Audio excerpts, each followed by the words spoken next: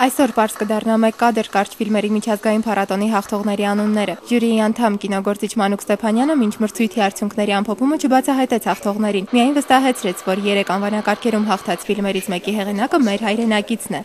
Ինձ հատկապես շատ ուրախացրեց մեր հայ հեղինակների գործերը շատ ուրախացրեցին, որովհետև ես տեսա մտածողություն եւ որքան էլ որ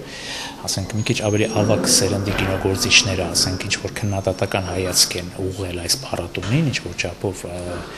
ինչ չափանիշներից ելնելով, բայց ինձ համար բոլոր դեպքերում շատ գովելի է նրանց, այսպես ասած, համարձակությունը։ Ժյուրիի անդամները կարծում են, որ այս փառատոնը մեծ հնարավորություն է ընձեռում երիտասարդներին ձևավորելու նոր կինոմտածողություն։ Շատ բան արեցին, որպեսզի փառատոնը անցնի շատ բաց, շատ անկեղծ, շատ անբռնազբոս մթնոլորտում, դա շատ կարևոր է, մանավանդ երիտասարդ։ Ես կասեի նաև պատանի ստեղծագործողների համար, որոնք իրենց առաջին քայլերն են անում կինոյում։ Մանուկ Ստեփանյանի համար այս փառատոնում չկան հաղթողներ ու պարտվողներ, կազմակերպիչներն ուղղակի բարության մթնոլորտ են ստեղծում։ Հիշեցնենք, որ միջազգային փառատոնին 3 անվանակարգում 1 կադր 1 րոպեում կարճ ֆիլմեր եւ կինո առանց սահմանի ներկայացված են այլազգի ռեժիսորների մոտ 398 ֆիլմեր։ Լուսինե Դեմիրճյան, Հովսեփ Հովսեփյան, Էփվե։